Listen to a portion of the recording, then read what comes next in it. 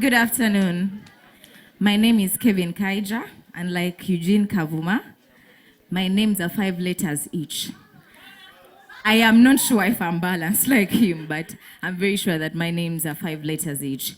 So today I'm here to talk about something that I'm extremely passionate about, Afromobile. Among the things that I pride in most in life, Afromobile comes way up on my list. I'm very passionate about this product because it has evolved over the years. We are shy of our 4th birthday in January. And today I just want to take you through a quick journey and why we're doing what we're doing today. So we launched Afromobile as an application. I will later tell you that we are no longer an application, but rather a platform.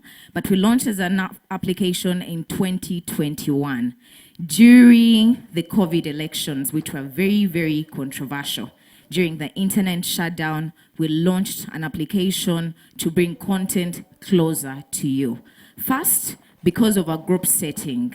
Next Media having these several brands that distribute content to the different demographics, we understand that people no longer have that level of attention span to be watching one channel for the whole day or for the whole week or month or whatever. So people watch what they're interested in and they hop from one channel to the next. So it only made sense that as a fast forward thinking company, we created a platform where we put all of our content so that we left the choice of which alternatives the users needed to watch to them to have the freedom of expression. So we launched in 2021 as an online application. We have since become a platform, as you can see. We currently have surpassed 2 million downloads as we speak today and have over 200,000 active users. That is such a milestone. Yeah, so when we launched our first version, like I said, in January 2021, but we realized that it had a lot of challenges when we launched it, so we needed to improve it. And in 2022, we put out a new version, which I would like to call 2.0, that looked like this. That version was a much more improved version of the platform, and it gave more alternatives to content. So the first version that we put out only had TV and radio. The 2.0 had TV. The 2.0 had TV. We also launched live events on there. We put a section for movies, series, exclusive interviews, and a lot more. But that wasn't enough because we know, and everybody in this room knows, that even with that upgrade, we still have had a couple of challenges. So we decided that it was time for us to upgrade. But however, I want to tell you that even with the challenges that we had with version 2.0, CNN came looking for us to profile us. And for me, that meant that we had made such major strides with the platform. They came to profile the platform as an African platform that is pushing African content. So we decided that it was time to upgrade again because we have had you. You are our first ambassadors for Afromobile to the world.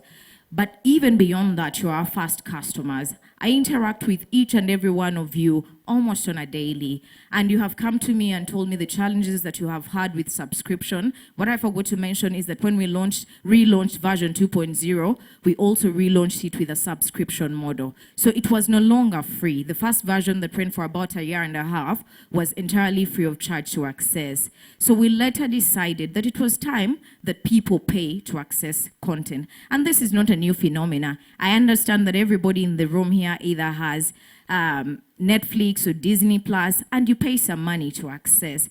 Content is very expensive to produce and to put out there. So it only makes sense that people access this content by paying a small fee. So why the change? Why are we talking change today? One, we had you. Your complaints are valid. Your feedback is important to us. So we collected all of the feedback that you've given us internally and externally. We have a customer care team that collects external feedback, and we decided to use all of that to make a much more improved version of Afromobile. Two, the African horizon, the rise of African content and its creators. You all know that currently, everybody else from markets from the global north and everywhere else in Europe, they're coming to Africa to take our stories because they're out of stories. There is nothing else to tell there. But who better than us to tell our own stories? Because we haven't told their stories. When they come and tell our stories, they tell them in a fabricated manner that only fits their narrative. So it is time that we embrace a platform, which is Afromobile. Afromobile, the Afro is African. And that is why we decided today that you come dressed in a theme connected to Africa. So we thought it important that we create a platform that speaks to the rest of Africa, that one, communicates to our values as a continent, because despite our diversity in cultures and norms, we also have such a uniting factor of Ubuntu as Africans. So it is important that we preserve the things that make sense to us, the things that are valuable to our children and the children that are going to come after us, the things that we believe in, and the only people that can tell those stories the way that the stories should be told are Africans themselves. Then evolving technology. We are a fast forward thinking company. We are a futuristic media group, and our CEO has led us very, very well. Would you please clap for Kim? So because of evolving technology, it is very important that we keep ourselves abreast with the world as it changes, because we are now a global village. We can no longer say that we are doing our things in our small pockets. If everybody else is going at that speed, we ought to pick up and catch up the speed so that then their influence is not as immense as it has been in the past. So the all-new Afromobile that we're talking today, what is different? We have enhanced user interface. We have redesigned a bold and fresh look and experience. So the interface that you've originally seen is going to change at a whole 360. It is completely different. It is more robust. It is more interesting. It is easier to operate and navigate. Then an improved experience for streaming. Yeah, Afromobile, the people that use it only interface with. I've had to learn these things, guys, and not out of comfort, but out of demand. So I've learned things like back-end, topology, very difficult language. So sometimes when you sit in boardrooms where Afromobile is being discussed, you'll find a few people dozing because they are not very interesting terms to use. But the application or the platform sits on a technology that we needed to improve and redesign, because we found partners that we are working with that are here in the room with us today, of course, with our very, very brilliant developers here internally, to create a much more improved technology for you to have a better experience. You don't see that technology, you don't see that system on which the application sits, but it is critical for us for you to get the experience that you must get. Then device accessibility. We have initially been accessing Afromobile on our mobile phones and smart TVs. We have gone beyond that. So all of the smart devices that you know that have screens can now access Afromobile. Then, of course, lastly, I spoke about elevating African stories. We want to empower content creators.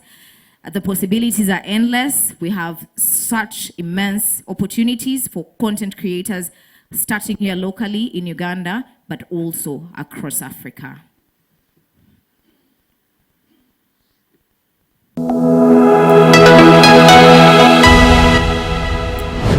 So, ladies and gentlemen, ladies and gentlemen, the baby boomers in the room, millennials, Gen Zs, and everybody else, allow me reintroduce to you a much more improved version of Afromobile, beautiful, authentic, and most improved. So Afromobile is a streaming platform.